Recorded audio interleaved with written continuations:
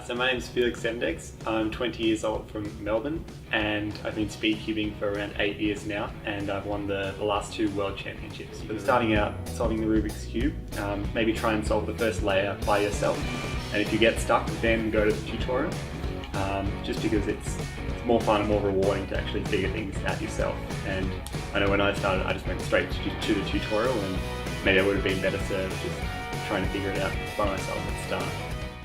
One thing is, when you're starting out, a lot of tutorials would say, always do the white side first, or always do the green side first.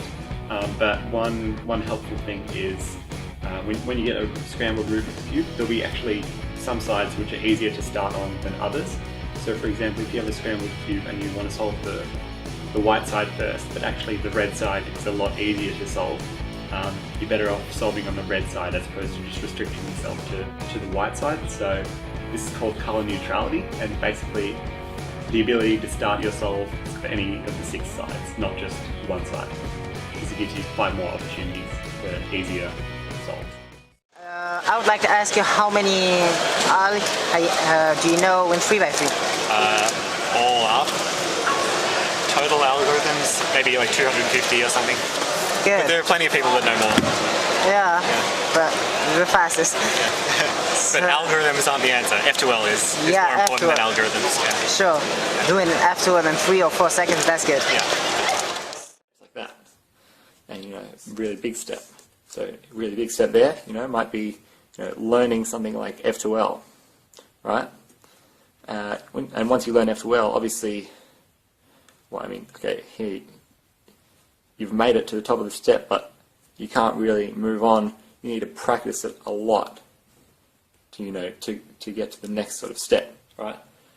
So yeah, and solving in different ways as well, doing stuff like slow solving. And well, if you notice, if you try and solve differently to what you do currently in, say, a slow solve, if you're practicing just a slow solve, you'll find that you won't actually do too much different to what you would normally do in a speed solve, and that's because you're just doing what you know.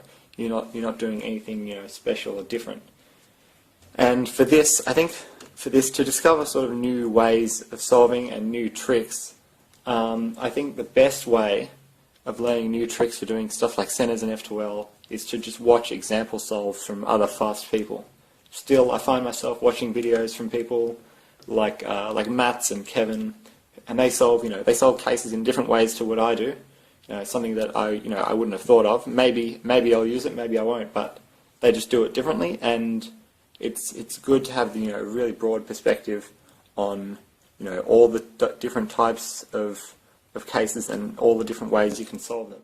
My main view is that your main sort of improvement is going to come, obviously once you've learned like CFOP, your main improvement is just going to come from practice, because my view is that when you're doing something over and over again, you naturally become more efficient at it.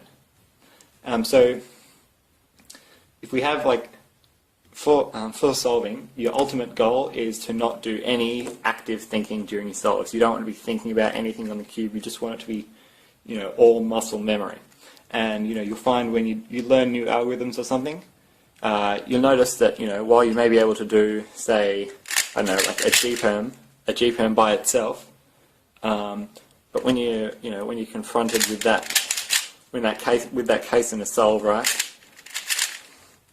Like, you may be able to do it quickly by itself, but in a solve, if you learn a new algorithm, you'll find you'll have a bit of a pause. You'll obviously be a bit slower with execution, and your solve will be interrupted. So obviously, in this sense, the purpose of practicing new things is to consolidate what you know. So it's all in muscle memory, so you don't have to think about how you're solving the puzzle.